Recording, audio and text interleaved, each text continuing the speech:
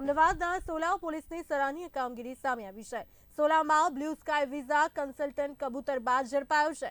કેનેડાના વિઝાના નામે લોકો સાથે છેતરપિંડી કરતો હતો। મનોજ પટેલ તથા ક્ષિતિ પ્રજાપતિ પાસે વિઝાના નામે કંકેરિયા 50 લાખ। બોગસ વિઝા કાંડના તાર વડોદરા સુધી લંબાય તેવી શક્યતા છે। સોલા પોલીસે ગુનો દાખલ કરી આરોપી રાહુલ શાહની અટકાયત કરી છે।